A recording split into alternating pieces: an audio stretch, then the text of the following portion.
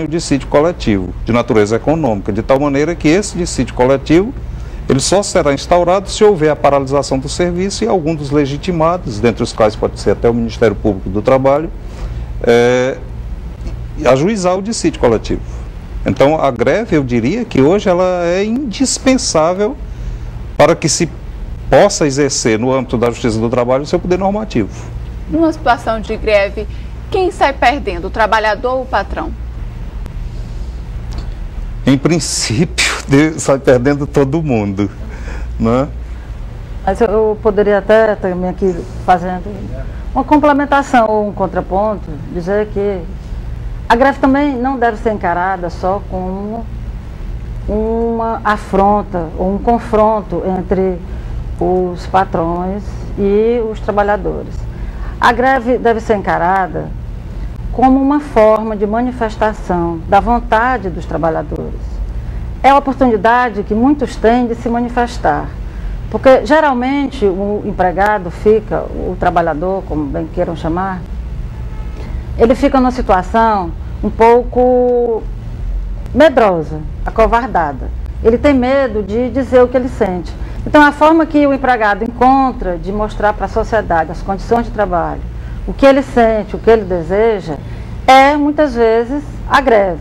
É através da greve que aquele empregado mais medroso, aquele mais calado, aquele que tem mais medo, pode, se juntando à multidão e a seus colegas, se manifestar, gritar e fazer explodir os seus desejos.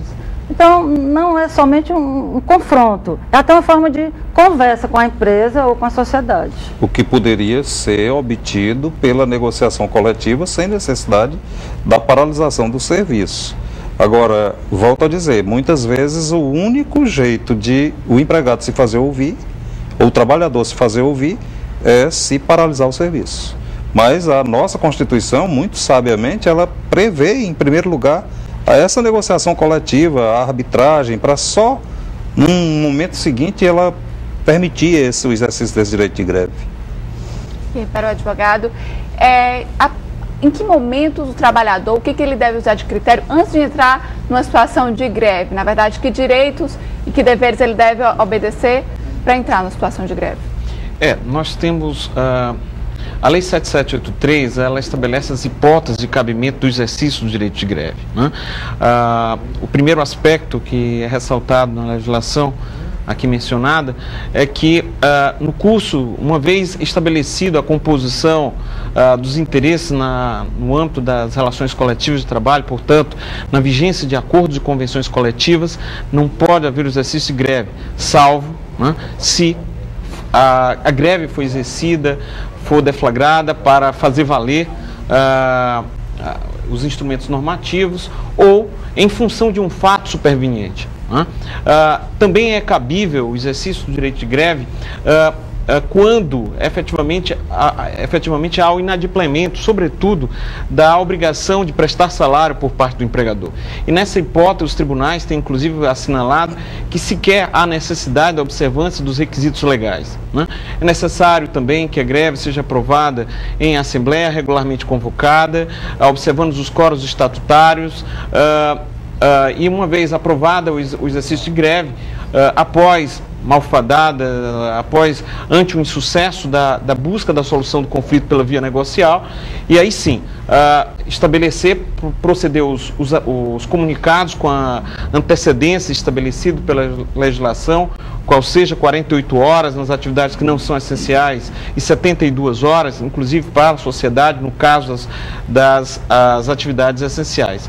Em suma, seriam essas cautelas básicas em face do que dispõe a legislação, que os trabalhadores necessariamente teriam que observar, sob pena de, em não havendo a observância dessas formalidades, a greve ser declarada ilegal ou abusiva pelo Tribunal Regional do Trabalho.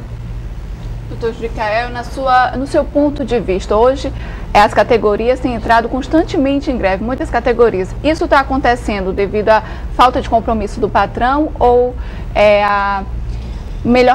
os trabalhadores estão tentando reivindicar mais, os trabalhadores?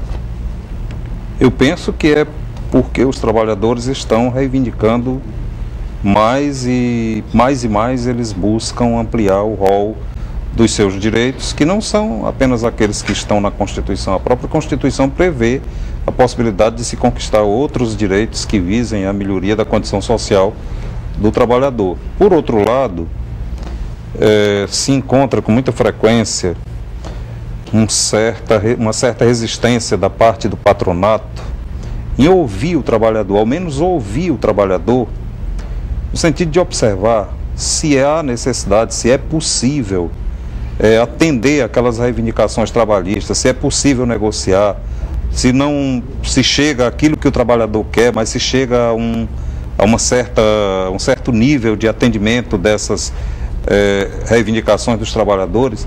Então, diante dessa pouca sensibilidade de alguma parte do patronato, na verdade resta muito pouco ao trabalhador para ele conseguir aumentar esse rol de direitos ou até mesmo recompor esses direitos quando se trata de questão salarial.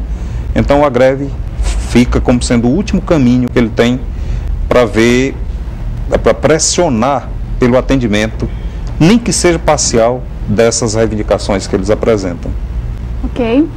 A gente vai fazer um pequeno intervalo e volta já já com o programa De Fato e de Direito, seu canal de informações sobre a Justiça do Trabalho.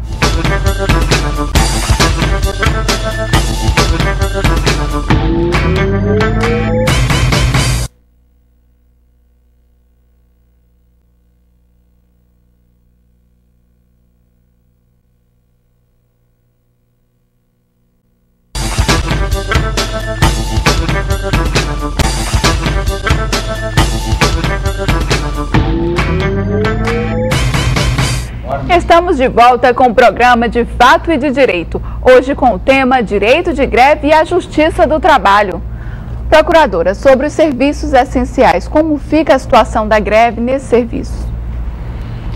No caso dos serviços essenciais, a lei específica da greve prevê um procedimento, que é o procedimento normal para as outras atividades, mas com prazo mais longo para a comunicação, que essa comunicação tem que ser antecipada para o patrão, e também com a manutenção dos serviços. É bem relevante falar que, no caso dessas atividades essenciais que estão previstas na lei de greve, o serviço deve ser mantido. E mesmo que em um patamar mínimo, mas os serviços não podem ser interrompidos, como por exemplo no serviço de eletricidade, água, esgoto, coleta de lixo e outros. Então nesse caso não há como, mesmo se decretando a greve, que é a paralisação do trabalho, dos serviços, eles sejam totalmente, a atividade totalmente encerrada. Não, ela tem que ser mantida mesmo que no patamar mínimo. Tem a possibilidade do patrão, do empregador, contratar trabalhadores nesse período de greve dos serviços essenciais? No caso de não serem cumpridas regras previstas em lei, na lei própria, é que o patrão poderia contratar outros trabalhadores em substituição àqueles trabalhadores da empresa. Mas isso só nos casos de não serem cumpridas as regras próprias. Quando então a responsabilidade passa para o Estado, a responsabilidade da prestação desses serviços essenciais passa para o Estado e necessariamente o Estado vai entrar numa atividade que não é a dele e ele tem que contratar pessoas. Qual o percentual dessa contratação? Poderia até se dizer o seguinte, que a lei de greve ela tem três grandes eixos. A preservação dos interesses, dos direitos dos trabalhadores, dos grevistas, o segmento que trata dos direitos do empregador, no período de greve, e dos direitos da sociedade. A lei de greve ela contempla e resguarda os interesses da sociedade.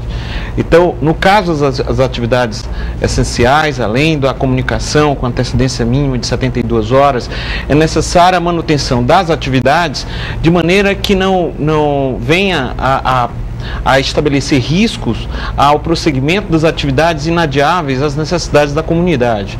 Então, no que tange ao percentual, isso vai variar de segmento a segmento, agora sempre tendo em vista que a greve, invariavelmente, ela vai gerar algum transtorno, não tem como, sob pena de se negar o direito de greve. E quanto a esses serviços essenciais, além da